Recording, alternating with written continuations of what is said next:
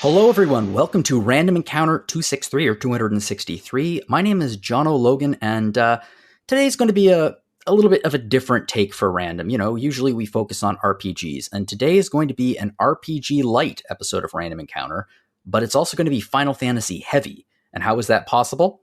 Well, to tide us over this year, we're getting two big Final Fantasy games. We're getting Final Fantasy 16 and Final Fantasy 7 Rebirth. But to tide us over, Square Enix has decided to give us a steady stream of Final Fantasy content in other genres. So today we're going to be talking about two very exciting games for Final Fantasy fans that are in two very different genres, which are rhythm games and cleaning games, scrubbing games of some kind. Anyway, let's meet our panel today. So first up, we have Bob Richardson. Hi. And next up, we have our fearless leader and the host of Rhythm Encounter, Mike Salbato. Hello. Well, I'd like to thank you both for coming on because, yeah, there's some weird ass games coming out with the Final Fantasy name on them lately, and I'm pretty excited to talk about both of them. I know that Bob, you have been playing Theatrhythm Final Bar Line, and Mike, you've been playing it too. But Mike, you've also been playing PowerWash Simulator, which is we'll be talking about that in a little bit. So we're going to start off with Theatrhythm Final Bar Line.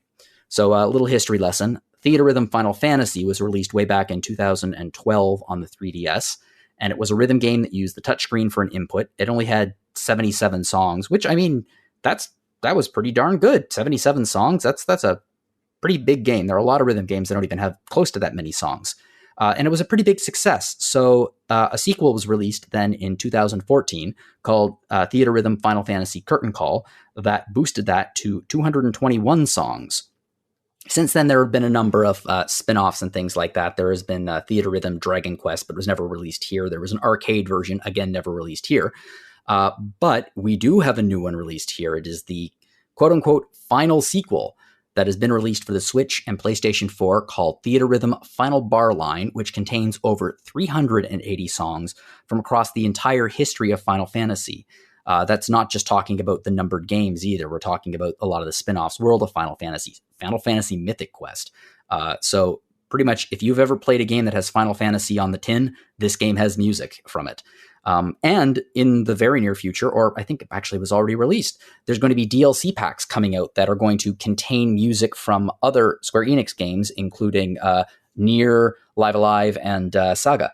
So, Bob, what was your first impression of the game once you booted it up and took a look at the screen? Did you play any of the original versions? I played both the 3DS versions, and when I heard it was coming out on a home console, I was like, yes, finally, because you get the speaker quality, you get the home entertainment system quality that this music deserves, which I think alone makes it worth purchasing. Because while I do love the 3DS and it's got decent speakers, it is a handheld.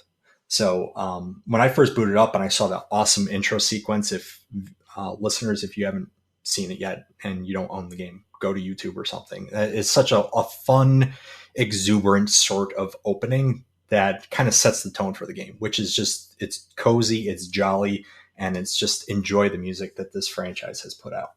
Yeah, the thing that this game and the other games in the series, it strikes me that they are a celebration of its subject matter. Yeah. More so than being a standalone experience, it is encompassing the entire history of this game series.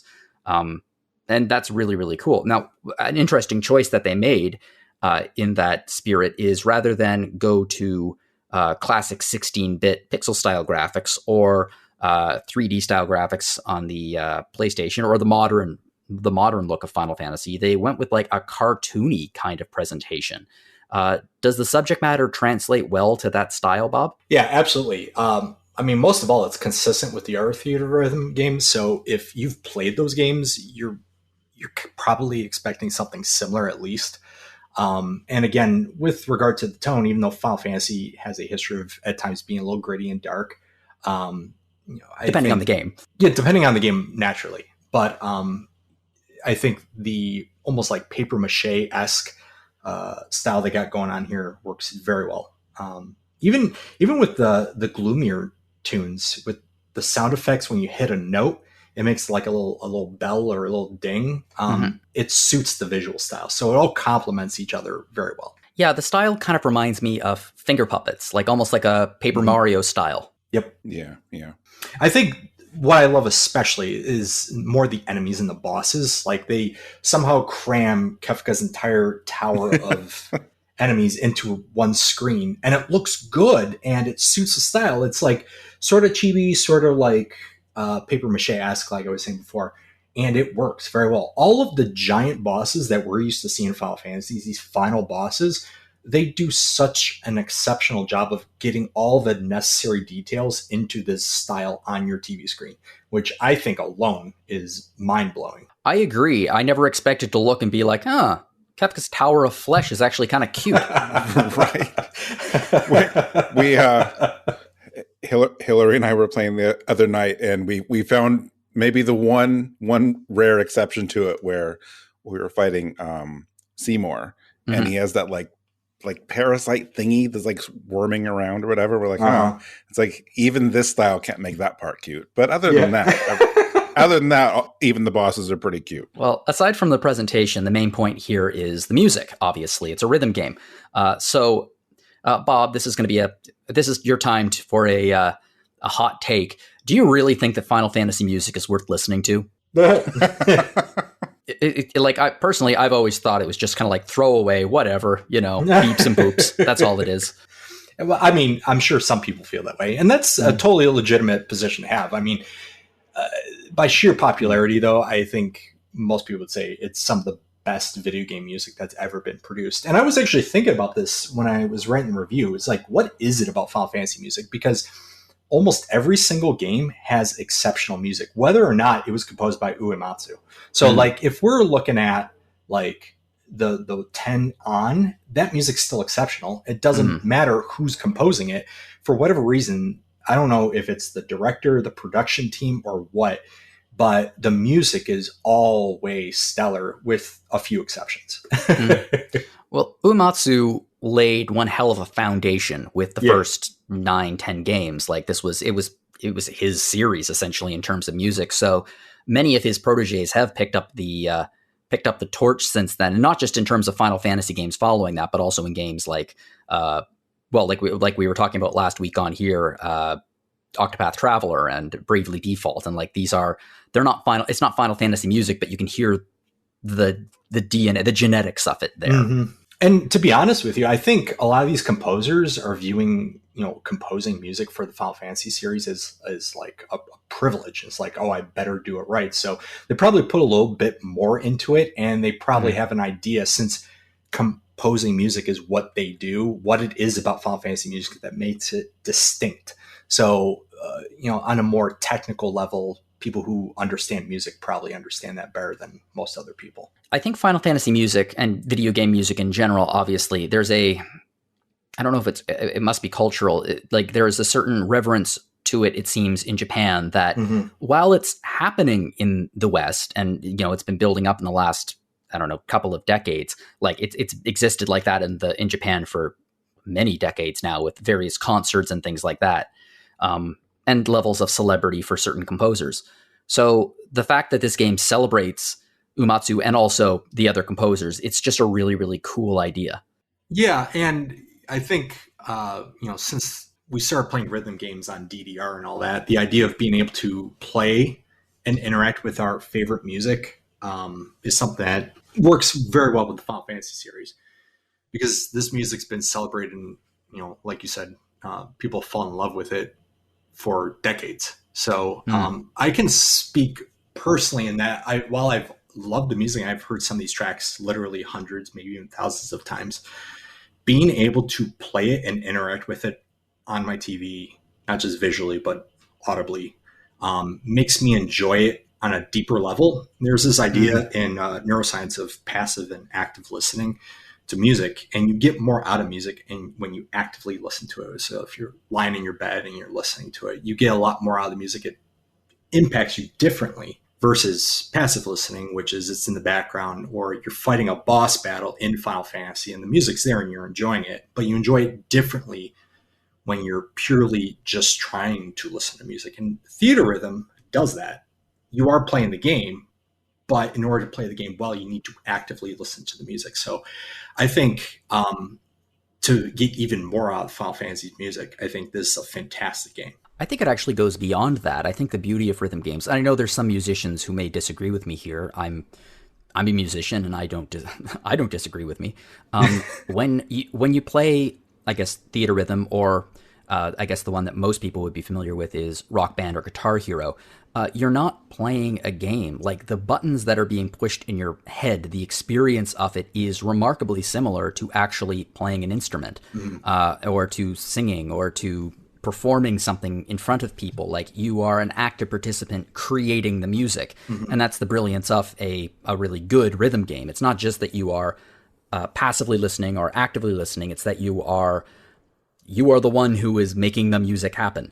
And I think that tickles the same parts of the brain that actually playing those instruments would. Maybe not to the same extent, but enough for a really great experience. Yeah, you're kind of like tapping on the table along with the music. And the developers have done such an excellent job with every single song, for the most part, feeling like the notes that you have to hit on any difficulty level, basic, expert, or ultimate, it always feels like you're hitting the right note, like at the right time. These are intuitively when I should be tapping the table.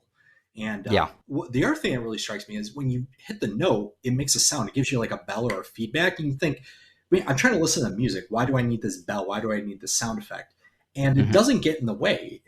I think that feedback is satisfying. It's like, oh, I did a good job playing along with the music. I am actually contributing, going along with what you just said. Yeah. How do the controls work here? Because I know that on the 3DS you were using the touchscreen, which I imagine, considering that if the game was just on Switch, they probably could have continued that to an extent, but it's not. It's also on the PlayStation 4, so obviously controller input is necessary. So how does the control work to play the songs? Well, that's an excellent question. I touched on it a bit in my review. Controls are so vitally important in something like a rhythm game. You think you're just timing a press. Why does it matter so much? Because there's a little more meat to these theater rhythm games. And having played the first two games on the 3DS, the stylus is an intuitive fit. And you're tapping on the screen. It's like different from pressing a button. It gives you a different sort of feedback. But what I will say is on the handhelds, I took a lot of issue with the arrows. So they tell you to flick the stylus up or down or diagonal or whatever.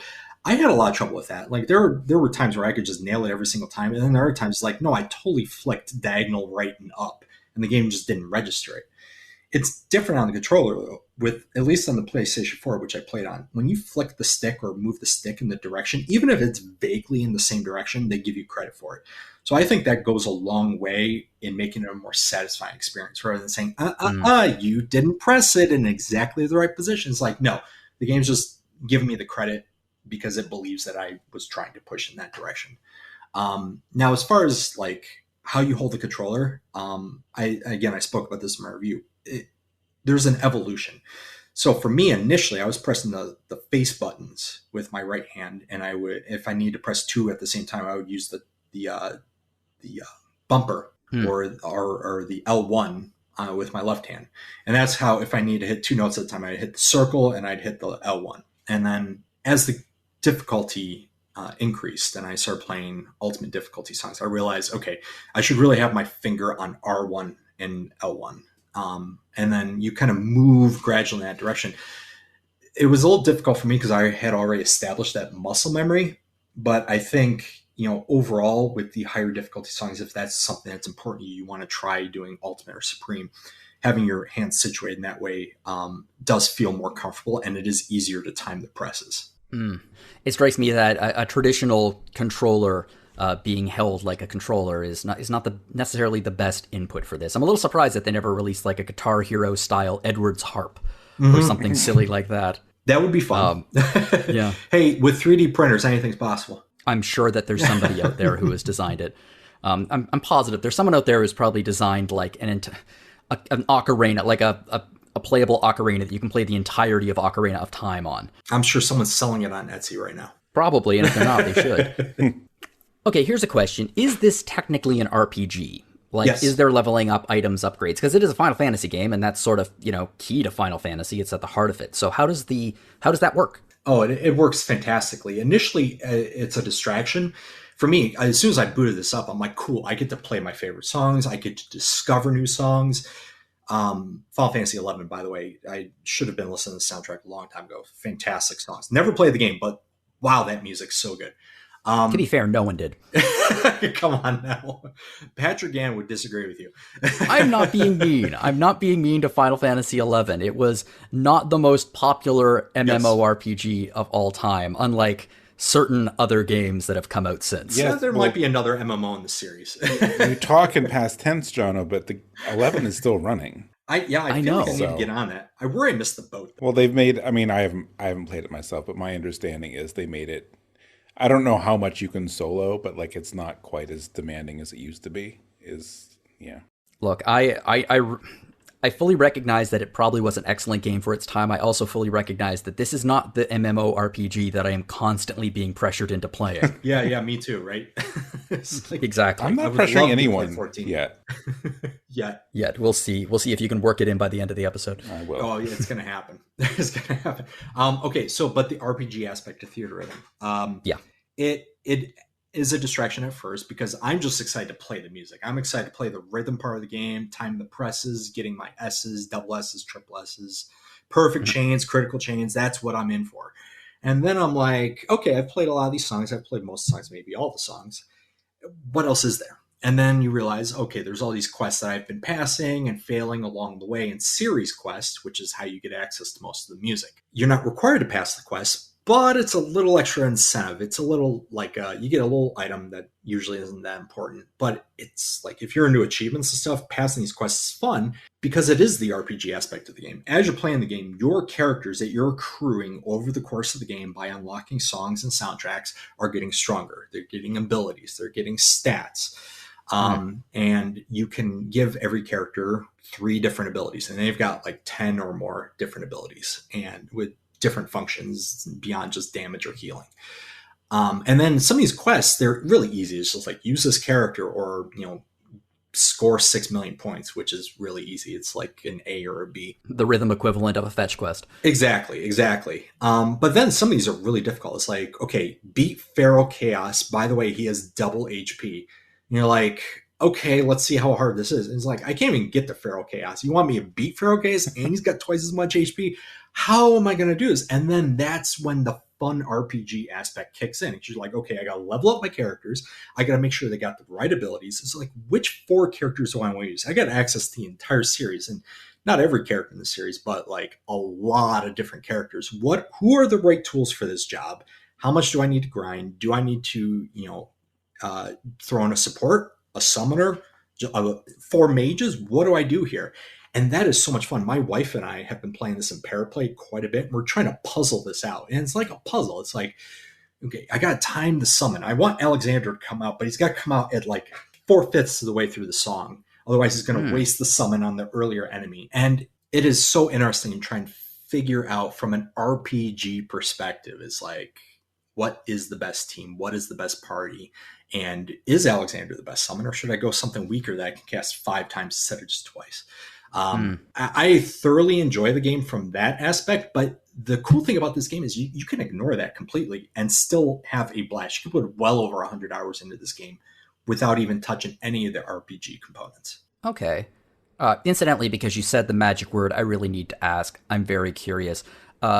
Seeing as there's so much chaos in this game, Stranger in Paradise, is there any representation here in any of the music there? Like, is there a Limp Bizkit sound-alike song? I did not play Strangers in Paradise, but there are a few songs. Yep. They got a song. Son of a gun. They got a song from a short that was released in like 2004 of Final Fantasy VII. It was like a 25-minute short. They got one song from that short. They got so many obscure songs in this. Yeah. Come back to me when Spirits Within is represented. That's not a real Final Fantasy. I'm sorry. They didn't even spell Sid's name correctly. It's S-I-D. No, thank you. Right. Okay, well, I mean, obviously there are 380 plus songs, and that's not even including the DLC. You don't have access to the entire song catalog from the top, do you? You have to play to unlock them. Right, and some people are in for that, and some people are not. Some people hate unlocking things. Smash Brothers people complain about having unlocked characters. Whereas me, I love the idea of unlocking things because it's like an achievement unlock. It's like I earned something. You play, you earn things, you get things along the way. Yeah, I'm into it. It's the game. Yeah, I enjoy that. It is the progression, right? So you do not have access to most of the soundtrack. You can choose like 5 or 6 games. You get one key. It's like pick the soundtrack you want. It's like, okay. And then you can use a key on basically any game in the series, but you got to use a key to unlock one soundtrack. You get one key, one soundtrack. Now they're pretty good about not making you play through an entire series. So if you unlock Final Fantasy VI, for example, you play 2 or 3 songs, they give you another key. You don't have to play all, 14 songs or however many are in that series. They're pretty good about giving you keys quickly, so you just get access to a bunch of songs. That being said, in order to get access to all the songs within a series, like Final Fantasy VI, you need to beat that title or at least attempt the songs throughout that title. I like the way it's set up, though, too, because it's not that you play each game and it's just a random lineup of songs. Like the songs are presented in the order it's it's musically retelling the story of every game. That's an excellent way to put it. Musically retelling the game, because that is exactly true. It always ends with the final boss theme, for example. And then earlier on, you got your main theme. Most of the Final Fantasy main themes are represented here. Mike, that is an excellent point. I didn't even think about it, but intuitively, yeah, it's like you're beating the game by playing the final boss music. Right. Like that's why it didn't feel like, oh, I'm just doing this to unlock things. Like, no, like I'm playing through 6. I'm playing through the music of 6. Mm-hmm. So yeah, I like the way they did that. I mean, they've always, they haven't always done it that way. Because all the different Theatrhythms have different like quest modes. Yes. And yes. I think this is the best one. It's a lot Easily more straightforward. Like the maps and stuff in Curtain Call, I think were fun, but it was bloated. It was like too much going on. It distracted from what you were really there to do. Not to mention, and this was big for me, is the items. There's like 6 items in this game, whereas in the other ones, there's like way too many items. Yeah, I don't remember the items in the others, but like that's very straightforward here. And I like so to they streamline the experience. Yeah, and like the maps, I did like the maps. They were fun in Curtain Call, but it was always like you would get to a map and you'd have like these different paths, and you had to choose one. And it's like, okay, well, if I play this song on this map, well, I can't play the other route. But in Final Bar Line, it's like you can go back and do them. Sometimes you'll get somewhere and it's like, hey, pick one of these 2 or 3 songs, and you can clear the series and unlock all 3 if you just do one of them. But you can also go back and like, well, no, I'm just going to do all 3 because I want to. Mm-hmm. So that's nice too. Yep. Well, I have a question for both of you, actually. Bob, you can go first, and then Mike, I'd like to hear your thoughts.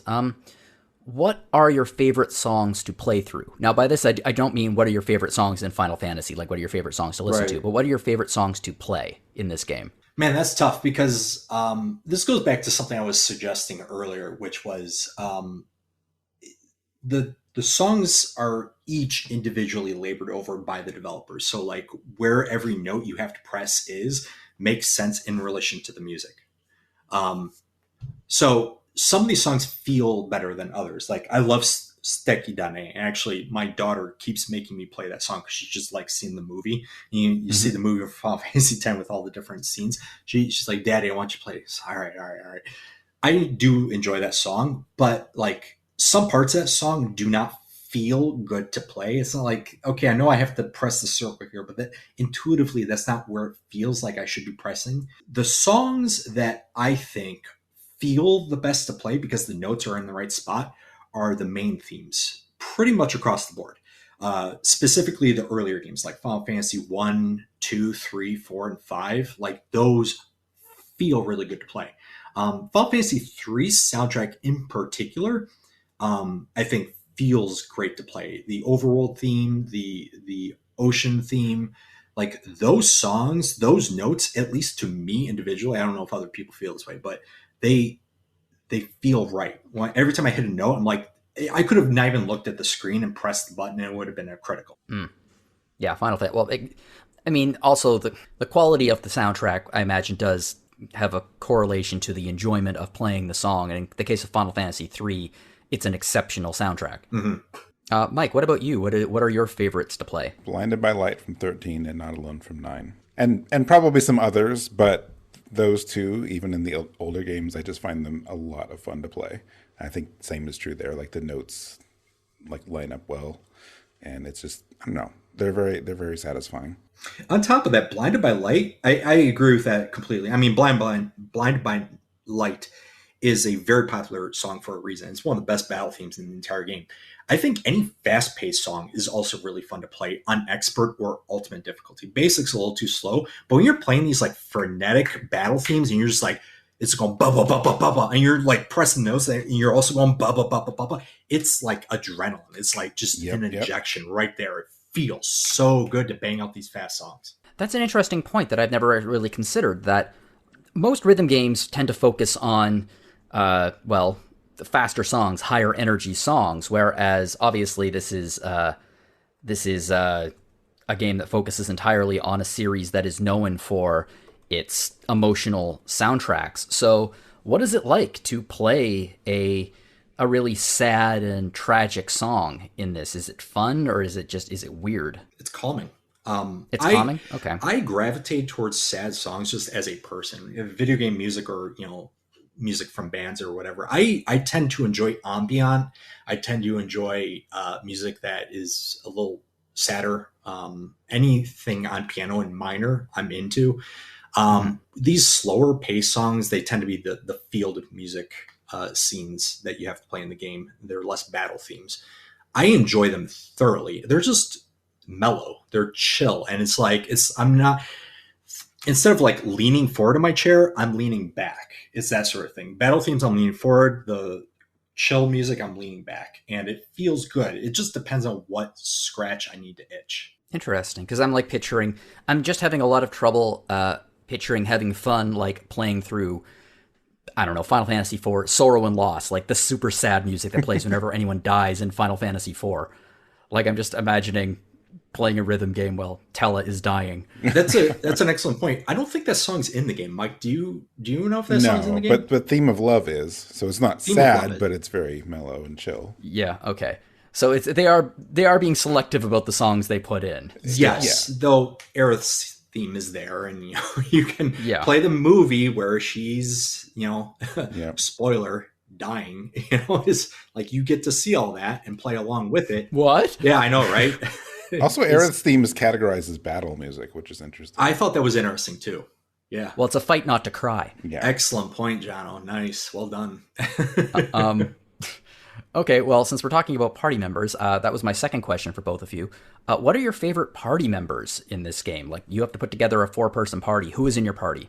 Depends on the song, I know, but just like your general favorites. General favorites. I mean, if we're just trying to bang out these quests and I want to bring my power team, I'm bringing Kefka, I'm bringing Chaos, I'm bringing Mog, I'm bringing Yuna, Ultimecia, Sephiroth, Princess Sarah. Wow, one of these things is not like the other. I'm just imagining Sephiroth, Kefka, Mog. I know, it's like, wow, what is this team? But that's part of the cool thing, is that you bring anyone you want. You bring Mog and Kefka. It's like, what? Sorry, I'm just now imagining like Mog is the secret mastermind behind everything that happens in Final Fantasy VI. He really deserves he deserves to be up there in the pantheon of Final Fantasy antagonists. Mm-hmm. You know what? I'm sure there's a fan theory that would support that. It's not just Squall is dead. There's one where Mog is orchestrating the whole thing. It's purely based on function and ability. So like Mog and Princess Sarah, if the enemies are bringing status ailments, those characters have the best abilities to make sure your team is not stoned or blinded or whatever. But Kefka and Chaos, they're bringing the muscle. They're bringing debuffs. They're bringing just sheer power. And then, Ultimecia and Zack and Cloud are also good. It just depends on what you need, what tool you need for the boss, if they're weak to ice or they're resistant to everything. But I think it's just cool to play as the villains. I mean, I remember the first time I played Super Mario RPG on the SNES, I got to play Bowser. I get to play the bad guy. That's so cool. Yeah, you can bring your goodies, but I get to play Kefka, Chaos, Ultimecia, Sephiroth. I want to bring the bad boys. And Mike, how about you? Are you also a fan of the bad boys? I'm not answering that on air. No, I bring the goodies. I don't have like a core set of team members yet in this one. Like usually I gravitate towards, Terra and Agrias and Ash I don't know, a lot of the like my favorite like female characters and Mog. And Mog. What I'm doing now, because I have to be this way, is I usually bring characters based on the song. So if I'm playing 6 music, I bring my 6 characters, and I always have like a summon stone equipped that boosts experience, because why would you level up like 4 to level 99 when you can slowly level up all 100 characters all simultaneously? So it's taken me a while because I'm of course trying to level up every single character. Using eggs, Mike? Yep, I am using eggs. Oh my god. So this game really does trigger the must grind part of people's brains as well. Well, you don't have to. Like, there's not really any benefit to... It's not like one of those games where it's like, well, you get bonuses if you bring, like, the characters for the series. You get a small rhythmia bonus. Oh, is there a... Okay. Well, there you go. It's very small. You get, like, 50 rhythmia for 50. bringing characters from the series. Yeah, so, like, you don't have to. I just, like, thematically, that's just what I keep doing. So, yeah, I have some characters in like the 70s, but a lot of them are around 50 still. But otherwise, if I can do a party of paladins, yeah, I'm all for that. That's the cool thing. Like you were saying, there's no practical implication. Like, you just bring whoever you want. If you don't want to do quests, you don't need to do quests. You just bring the characters that aesthetically are pleasing for that game. You want to bring 6 characters to a 6 song, and you do it. Play how you want to play. Yeah. Or you could just bring all thieves and just get like mountains and mountains of treasure chests. Oh my god, I cannot wait for the collect a card grind.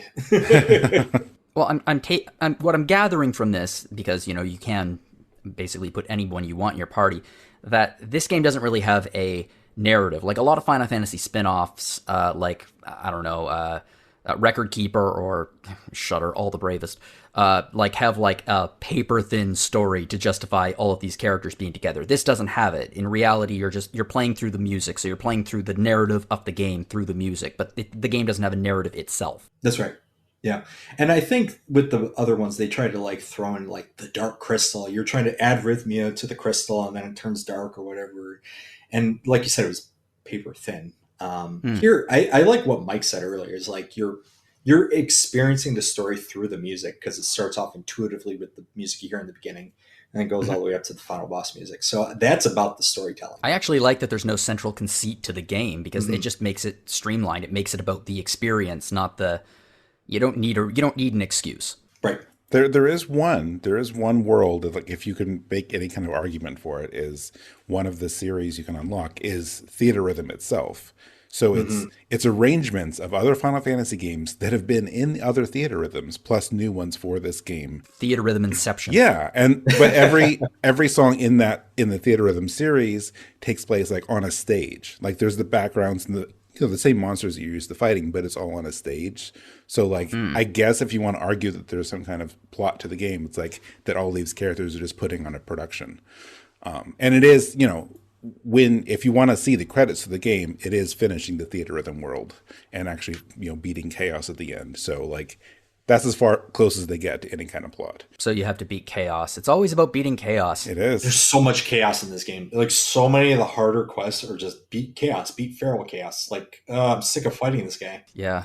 You and Jack both. I know it would have been a Wright's nightmare, but I tell you, if they had put that Sinatra song in here as a representation for Stranger of Paradise, I would have laughed so hard. That would have been very funny. They got Eyes on Me. That's exciting. That's true. I mean, I like the songs they got, but that just would have been so weird and hilarious. Okay, so what are some of the various play modes of the game, Bob? Like, it's not like... Sometimes when I've seen screenshots, sometimes I've seen it like go across the screen horizontally. Other times I've seen it it looks a little bit more like Guitar Hero. Like, what are the types of gameplay that you face here? Right. So I'm just going to keep it as simple as possible so it's easy to understand. You got series quest, which is what I've been describing. And then you got, your catalog of music where you can play any of the songs you've unlocked over the course of the game. And then you've got multiplayer mode.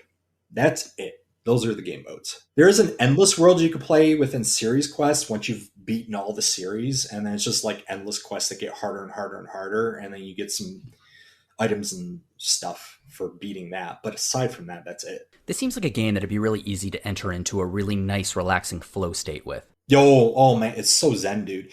It's like I had a multiplayer session where I played with 3 other people for like 2.5 hours. And I didn't even realize 2.5 hours passed. And we were just like repeatedly playing songs against each other. And it was just so chill. and we were just picking battle songs, and the game randomly selects whose battle song gets played, and you're just like sitting back, just cranking out songs, going doop doop doop, and then before you know it, it's 3 a.m. Oh man, yeah, it's a good time. That is great. Looking at the game and looking at the DLC and stuff, I think my only criticism from what I've seen is that this could get pretty expensive, eh? Yeah, it's the price of entry, I would say, is one of the downsides. That being said, I think Square Enix. Oh God, I just went hardcore Canadian there. That's you do you, man. Okay, sorry, continue. I just realized, like, did I just say A? I never say A. You did. Yeah. So yeah, the price of entry, and this was an issue with the other Theatrhythms, but you kind of can't fault Square Enix because they're charging what people are willing to pay. And at the end of the day, it is a business. So you're like, I don't have to spend so much money. It's like, well, do you want to play the songs or not? It's like, yes, all right, here's my credit card. And that's the unfortunate reality of the situation. Is this is a great game? Is it worth $100 for the premium mode? Well, you as an individual have to make that decision. I think what makes sense for a lot of people is you buy the core series and you're like, oh man, I really want to play the Chrono Trigger music, or I really want to experience these other series outside of Final Fantasy. The game's designed well enough. Here's $50 more. And I'm anticipating, this is my prediction, I don't know if it's been stated anywhere, is I think the time in this game is no accident. We got Final Fantasy 16. We got Final Fantasy Rebirth coming out. Those games are going to release on this. Those are 2 DLC packs right there. They would have to. Easy. I mean, this is not an accident that is coming out in 2023. So, and they did suggest that this is going to be the final game. They've been saying that. We all know that may not necessarily mean it's so. But yeah, it's the final game in the same way that Windows 10 was the final version of Windows. Exactly. Yeah, but sure, you could just keep injecting DLC in this game for years. Yeah, that makes a lot of sense because it looks just like the ones that were on 3DS, except it's on a variety of other systems, and it's just it seems like it's a really kind of a little bit like Mario Kart 8 in the sense that you can just keep releasing content and it's just going to keep making money because people are going to keep playing it. Yeah. I mean, the only thing I think would make them ever release another Theatrhythm is when console generation changes. Like they might re-release the game so you can port it to a future console. But I mean, it is pretty all encompassing. It's like how they could technically release every single song in the series, but I don't know if they're actually going to do that. No, I think they're going to, if they do any more DLC past like what they have now, which is like, it's just set for the next 6 months. There's more songs coming out if you did the $100 pack, like every 2 weeks for the next 6 months. But I think they could just keep going into their other games. I don't think it's a coincidence that this is the first one in the series where it does not actually have the name Final Fantasy in the title.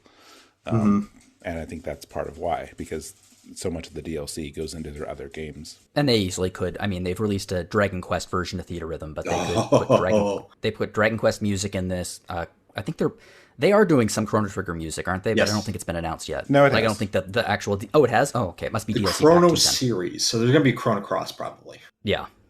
The series, both games. Yeah. Did they say series? Because I actually just thought of the think they said Chrono series. I don't know if they actually specifically said Chrono. Hold on. I actually have the DLC confirmation email pinned. Let me see. Yeah, it's true. It just says Chrono Pack. We'll know in May and June when they come out. Yeah. Maybe that's the newest game. I mean, both games have stellar music, so I'm not going to complain either way. Yeah. Okay, I guess my last question that is for both of you is, if you aren't a fan of rhythm games, but you are a fan of Final Fantasy, would you still recommend this title? Mike, you want to field this one? That's a hard question to answer because I am a fan of rhythm games. I mean, what I would say is, there's a demo. Try the demo. Yeah, that's true. Yes, smart. Yeah.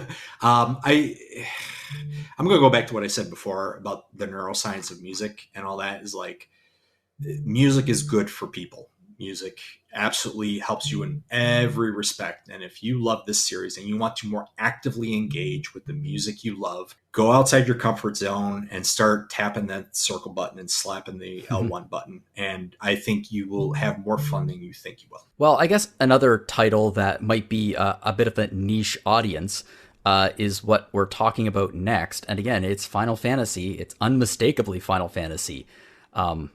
So I would say that if you go on YouTube, you can find basically any kind of subgenre of content, and sometimes they peak and they go down. Like one of my favorite subgenres is people who explore abandoned places. There's so many people on YouTube who just love exploring abandoned places.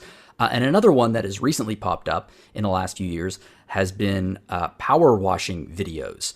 Now, if you don't know, power washing, it's a machine that hooks up to the hose outside of your house, and it blasts out the water at a remarkable speed and pressure. And the pressure of the water is then used to clear away dirt and just about anything else from surfaces. So it's really good for like cleaning driveways or like the siding of houses, or basically anything that's dirty that you wouldn't want to get on your knees and scrub. A power washer can just wipe it away. So one of the least likely hits of the last few years in terms of video games has been PowerWash Simulator, which is technically published by Square Enix. It kind of has the spirit of an indie game, and it is clearly not in our coverage. Or is it? Because on March 2nd, a piece of DLC dropped that no one expected, which was Final Fantasy VII PowerWash Simulator Midgar. Cleaning, I guess. So in this DLC, you get to visit Midgar and you get to clean all the things, which makes a lot of sense because Mako basically gets everywhere. So Mike, you decided to take up the washing wand, and you actually wrote a short feature about the game. Did you enjoy yourself here? I might have a problem. Yes, I did. The game in general was kind of on my radar because I just think it's fascinating, and because, well, I'm a neat freak and like organizing and cleaning and making things just so. So part of me was like, when that's on sale, I'll check it out anyway. But then when there was a reason to check it out for RPG fan, I figured, all right, well, I guess this is how I'm going to do it. And who could ever have guessed that there would be a reason to check out PowerWash Simulator for RPG fan? No, I hadn't. I mean, they had like a little Tomb Raider DLC. So I'm like, okay, well, obviously they'll branch out, but it never crossed my mind that they would branch out into Final Fantasy. So yes, and obviously branch out into the dirtiest of all Final Fantasies. Yeah. Or the grungiest of all Final Fantasies. Well, the game looks, and we were talking about how zen Theatrhythm is. This game looks also very zen. It's just like clean stuff, right? Basically. I mean, there's no music. I think the idea is it's kind of like an ASMR, like it's just like the dirt being washed away and like the sound of the water flowing. So that's why there is generally no music. There's no music. I feel like when you finish cleaning something, you should get that do do do do do do do do do. I've done one stage in the main game so far with music, and it's only you're cleaning a carnival carousel, and it's when the carousel is on, it's playing carnival music. So hilariously, that's the only song I've heard in the game is annoying carnival music. So they are not wasting the budget on music licenses here. No, and I'm sure that was very intentional, so it works. Yeah. So when I wrote the feature, I'd only played the Midgar stuff. I hadn't even touched the main game outside of like the very first mission just to see what it's like. Mm-hmm. And I didn't realize that what they did with the DLC actually was sort of in the spirit of the main game, because the main game actually has sort of there's like a little bit of narrative for each mission job you go on. There's an actual storyline here. There is. Sort of. There's like people who hire you. It's like, hey, can you clean my house? Like, hey, we just bought this house and we think it's haunted, so it's all dirty, so come and clean it. What kind of low-rent Ghostbusters style, we think our house is haunted, come in here? Yeah. It's very strange, but I'm very entertained by it. I mean, and what they did with the Final Fantasy VII thing actually turns out is also what they did in the main game, where for some reason, everyone who hires you trusts you with all of their secrets. Like, I just cleaned some jet for some guy who has weird like lasers and stuff mounted to it. And he's like, yeah, there's some weird stuff here. So just, I trust your discretion. And then like, as you're cleaning, he's like, actually, I'll just tell you about it. It's like, I trust you. I'm like, how do you know me? Like, who is my character that everyone trusts me with these big secrets? Well, throughout history, to be fair, the one true neutral party has always been the power washer. I mean, apparently, but and so years, hundreds of years ago, the French and the English, they both trusted the power washer. Yeah. I guess that's the precedent for it. I remember learning that in school. Uh-huh. Absolutely. How do you think history is recorded? It's told through power washers. Through the eyes of the power washer. Yeah, so like that's one of the first things I thought about when playing the Final Fantasy VII stuff is like your first person who hires you is Reeve. He asks you to come into the Shinra building, and they have this exhibit set up of all their different vehicles, and they have all these like cars in there, but you're there to specifically clean the little pickup truck and the motorcycle, the same two that are in the game that Cloud and company steals. And all the jobs and stuff you go on are basically like running in tandem with the story of Final Fantasy VII. So it's like, yeah, we want to clean these up because, we want people to come in and see them. And Reeve is just talking to you about these. Like he tells you a little bit about like the truck and like, it's like this workhorse and like telling you about the vehicles, like this backstory, and like vaguely alluding to the fact that, something that might happen later. This is because obviously this is before that they get stolen from the building. That's so cool. And Reeve gets involved. I always wanted to hear more from Reeve. Yeah. That's so cool. I mean, I love that. That alone makes me want to purchase this. I don't know if they consider any of this canon. I'm sure there isn't, although I'd like it to be now. I'd like the idea of like, I clean these up so Cloud can come in and ride this bike later. So like you go from that, you do that, and then Heidegger wants you to clean the Scorpion. Because, like, of course, if you're going to do 7, you're going to have some kind of Scorpion. Or the Guard Scorpion. And it's gigantic. I don't know how long it took me to clean that thing. So, like, when you get the vehicles, it's very straightforward. Like, if you hadn't played the game at all, it's a good introduction. Because you just walk around, you change your nozzles, you clean, find the different nooks and crannies to clean off. And then you get to the Scorpion, and it's like, you learn, well, now there's ladders and scaffolding that you can pick up and move around. Because, like, you need to climb up on this thing. And to be able to get the top and the back, and you have to crawl underneath it. So this poses the question. When you're playing through Final Fantasy VII and you destroy that Scorpion, are you going to feel a little bit guilty knowing that someone put a lot of time and effort into cleaning that thing? Yeah, actually. I really am. I agree. It raises a lot of questions about just like the workers of Midgar, the ones in the background who are doing the jobs to keep everything nice and shiny. Well, plus, like, as you're cleaning it, he's telling you, it's like, hey, like, I can't send this out in the field. Like, actually, back up a little bit. Like, the reason you're cleaning it is because they were like trialing it out. They were like doing like, exercises with his machinery and like Hojo's like weird like biological creations. And the reason it's dirty is because it's covered in like guck and whatever else. So he's sitting there like complaining about Hojo. It's like, oh yeah, he does all this stuff. It's like, he ruined my Scorpion. Like, we got to clean it off now. Like, I'll show him like the real, this is the right way of fighting, is with machines, not with those things he makes. So, like, it's just, again, it's this weird, like, bickering with some of the villains of 7. And again, they are totally fine telling you, because you're just this neutral power washer. They go on, or is it just like a little side thing? And, like, it's like 1% of the game, the other 99% you're power washing. So the dialogue comes up at, like, certain points of cleaning. So every 20%... you're through any job in the game, actually, there's a bit more dialogue, like 3 or 4. Like, it's not a constant thing. It's just at certain milestones in cleaning, you get like another like series of messages. That's so cool. I'm so hyped for this, actually. That alone is making me want to play this. Man, it's so cool. I just think it's so funny getting this like, non-canon but weird and interesting like insight into it. True. I also think that they could go into some dark places with that too. Like, later you get a message from Shinra being like, okay, we have a really big job for you. Did you hear about what happened at Sector 7? Oh god. Right?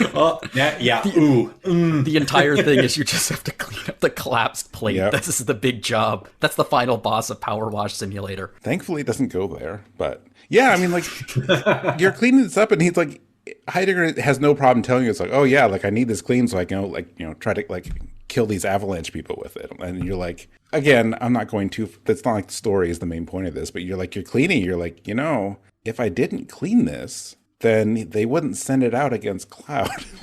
Maybe I shouldn't be doing this. And like, as you're having the thought of maybe I shouldn't do this, Tifa sends you a message and says, hey, my bar is dirty. I like that. Maybe it wasn't just a message. Maybe you were just networking and they're like, I got to kill these Avalanche people. And you're like, Avalanche, I bet they have some dirt. Do you mind giving me their number? I'm just going to go through all, because there's only 5 stages and like everyone knows what they are now. Although we can only talk about, I was only able to talk about 3 in my preview, but now that it's out, I can talk about all of them. So yeah, like then you cut over to 7th Heaven and Tifa gives you some story, which is obviously a lie. Like, I like Tifa, but she's totally lying to you because she's like, oh yeah, like there was like a gathering or an event or a party or something like that. And things just got out of hand and you walk in there, it's like literally every surface, even the neon signs are so caked with dirt that you can't see them. And I'm like, Tifa, something else happened here. Like this wasn't some party that got out of hand. But okay, I'll still take care of you. So she doesn't trust you, but Shinra does. Well, I think she just wants to down. Maybe she's embarrassed because she does trust you because like halfway through the job, she's like, anyway, yeah, I work for this group called Avalanche, and she doesn't mind telling you that. Avalanche. Where have I heard that before? as you're cleaning the bar, because you know the way the game is, like there's like dozens and dozens and dozens of objects to clean, right? So everything you clean, like it highlights and makes a little satisfying like ding sound. It's kind of like Theatrhythm where you get that like audible. I can't think of the word. Feedback. Yeah. So like as you're cleaning, so everything has a name because when you get mostly done and you're trying to find like what are the last 3 little corners I didn't find, like you can bring up your menu and it shows you a full list of every object in the scene. So they have to name everything. So like as you're pointing at it, you see the names of everything. So I thought it was, in this case especially, it's funny because you're cleaning. Okay, you clean the pinball machine, you do this, and like you point your thing at the wall and at the floor. It's like elevator platform. Like, oh, that secret elevator. It's like, yes, it's there. You need to clean that too. Tifa's just like, make sure you clean the secret elevator. Yes. We don't want to miss the secret elevator. She doesn't talk about it, but it's there. Can you go down into the hideout? Well, no, you can't. Oh man, because this is one of the very few things that bummed me out about Remake is you didn't get to go down the hideout the way you could in the original game. Yeah. It's like, I really wanted to go down there. I mean, Cloud did leave his sword leaning against the bar, and you do actually have to clean the Buster sword. He left Angeal's sword. He just left the sword there. And Tifa's like, Cloud would really like it if you cleaned his sword for him. And I'm like, all right. To be fair, there's also a gun arm there. That you need to clean. Yes. I saw some screenshots and it's just like, well, I mean, Cloud leaves his sword, but that's his entire hand that he's just leaving around. Right. Hey, he changes that thing out. Yeah. Well, I mean, that's the thing though. Like Cloud probably got a different sword. He's like, I'll put this here for now. Don't want to throw it out. This one only has 2 slots for materia. Yeah. Yeah. Anyway, the other places. The other 2 stages, just really quick, are like a model of Midgar itself, which is very detailed and has a lot of corners. So that one took a while to clean. And then the last one is cleaning the airbuster, which again, you're cleaning and being told like that it's going to be deployed against these people. And you're like, again, maybe I should just not do this job. But you don't even tell Tifa. You are actually to be trusted because you didn't spill the beans. You didn't tell Avalanche. We figured this out. One neutral party of history in Final Fantasy is the power washer. The most honorable profession by sheer secrecy. Yep. It's the only ones that anyone can trust in these games to be truly neutral are naming ways and power washers.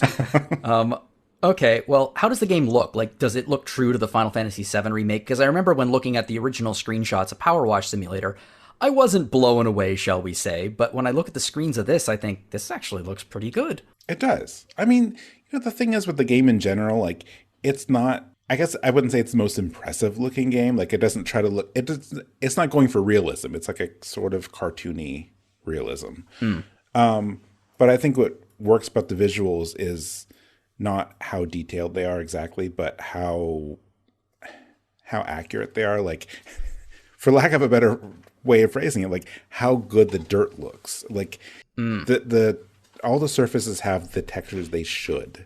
Like the wood and the metal, like it's all like it's shiny, it's metallic and all that. So like there's a very, very clear difference. Like when you clean something, like you could tell it's like, oh, well, that's what it looks like. Like the scenes are completely different when you're done.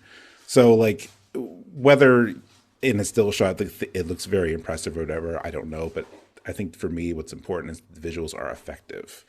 So like when you clean off a light, it's like, well, the light is actually on under the dirt. You don't realize that. So like now it's lit up and now all the metal surfaces are shiny. And yeah, I do think though, you're probably right that I think some of the stuff you clean for the Final Fantasy VII, like maybe is a little more impressive, but maybe it's also because you're cleaning like big, very detailed, like robots versus someone's bicycle. So maybe that plays into it too. Did you keep playing after you finished the Final Fantasy content here? Did you like check out what else was there? Look, I think I'm at 36 hours right now. I have no idea how long the game is, although looking at the little like meter on my career mode, I'm apparently not even 3/4 of the way through. So That's a lot of power washing. it is a lot of power washing. It's weirdly calming, and again the dialogue and the different things you do. Like I mentioned the carousel earlier. You're cleaning this carousel for some lady who's like, she bought this like old carousel, it's all beat up, and she's like, well, I want to like make this like attractive, and like I want to like get people to come to my attraction because like, you know, what's his name, Harold, Kevin over there has this slide, like, you know, I don't like Kevin, like, no, people shouldn't go on that slide, they should go on mine. So there's like this weird little rivalry, and then like three missions later, Kevin contacts you and he's like, all right, can you clean my thing now? Because now everyone's going to her ride and I want them to come onto mine. See, one neutral party of history. I know. It's the same thing. Everyone trusts the power washer. He is he's the one who can keep all the secrets. It's funny that he contacts you too, because when you're cleaning the carousel, she doesn't want him to know about you. So she's like, make sure that you come in an unmarked van. And your van is actually in every stage. And it just says like Power Wash Services or some generic name. But in that stage, your character, I guess, like put a bunch of cardboard over it. So you actually did show up in an unmarked van. So there's just like these weird little touches and bits of dialogue and the way the stories play together. It's like, it's strangely compelling to me. For some reason, I'm picturing the power washer just like behind the mask and everything, just being like Agent 47 in Hitman, just like the most professional, just clean, just like here for the job. Yep. And constantly making like power washing puns. Actually, considering, oh no, they sold it, didn't they? Square Enix used to have Hitman. Hitman. That was recent. They got rid of that, I think. Yeah. Although that's a shame, because I would love to see a Hitman level of just like the post Hitman. Just the place is covered in blood after Agent 47 goes in. You keep going to dark places, man. I love it. Yeah. Yeah, Agent 47 like takes out an entire building and they're like, all right, call in the power washer. The darkest I've gotten so far is having to clean the mayor's house because it was egged and graffitied. So you have to clean that. And there is some kind of like through line story of like the mayor's cat has been missing. Like most of the people you hire are talking about that. Like that's the big thing going on in the town is the mayoral cat is missing. And it might have been seen up by the volcano, but it wasn't there. So I don't know where that's going, but it's strange. And I need to know. But yeah, like I've cleaned eggs off the mayor's house and a monk temple that apparently like some tornado or something covered it in like cow waste from a farm. So, you know, it doesn't look any different from all the other dirt, but that's apparently what happened. I feel like we should put a disclaimer in here for our audience. Just no matter how dirty it gets, do not attempt to power wash a cat. No. Oh, I haven't seen the cat yet. I don't think my character is the reason the cat went missing, but maybe that's the now that would be a maybe twist. That's the big twist. I have to admit, I want to play this game because, like I said, I did get a little bit sucked into the Zen-like power washer YouTuber, so I think it would be fun to play with it. Bob, how about you? Oh, absolutely. I mean, just Mike's description of the Midgar content alone, and I think I'd probably end up following the same trajectory. Is, you know, okay, I played all the Midgar content, but I kind of like this game, so I'll probably go figure out what's going on with the mayor, I guess. Yeah. Clean the Croft mansion. Yeah. Well, that'd be cool too. There's I thought it was just a Croft mansion, but that's actually like at least 5 stages too. Like you clean the mansion and then her obstacle course and some vehicles. And right now I'm cleaning the hedge maze, which is a big job. Wait, how do you clean a hedge maze? Well, not the hedges themselves, but everything in them. So like the fountains and the benches and the trellises. Yeah. Yeah. Be an amazing joke if you had to power wash the freezer. You're just locked in there. Actually, yeah, I'm glad you mentioned that because that actually is part of the dialogue in the first level of the Tomb Raider stuff, where you're talking to the butler because Lara Croft is away. So the butler hires you to clean the mansion, and he's like, "Okay, well, I'm a little busy right now. Like I'm like locked in somewhere because these are just the kind of things that the lady has me do, like puts me through these experiences. So you're not gonna hear from me for a little while." I love that canonically Lara Croft just acts like a 13-year-old monster who locks characters in freezers. Yep. So, and one thing, the last little thing is like one other thing about playing the main game, like in the special content, you get like max everything. Like you get the most powerful washer and all that. But like playing through the main game, the career mode, like you earn money and you actually have to like buy your gear.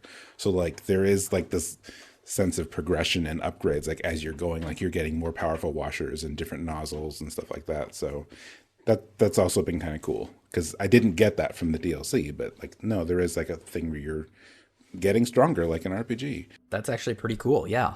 Well, I have a question for both of you before we go off. It's our discussion question today, and it's a bit of a stupid one because I just want to talk more about PowerWash Simulator. This doesn't need to be restricted to Square Enix, but it can be if you want. What RPG-themed DLC would you like to see in PowerWash Simulator in the future? You want to go first, Bob? Sure. Yeah, as soon as you fielded this question at the start of the podcast, Jono, I had what I think is a fantastic answer. Castlevania Symphony of the Night.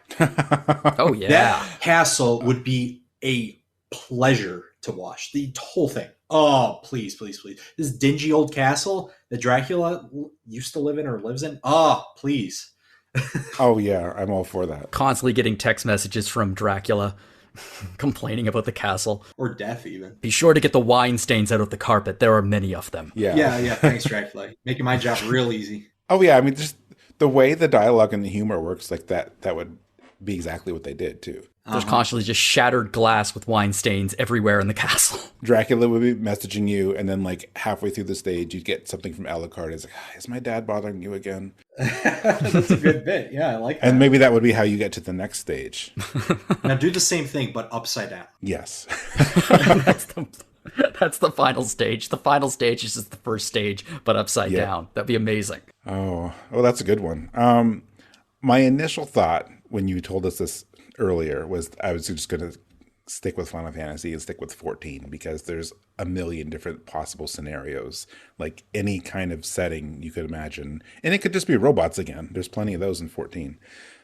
But I thought better of it, and still sticking with Square and RPG, I would go with Nier Automata because, boy, there are some dirty places in that game, and I would like to clean them. No, it's okay.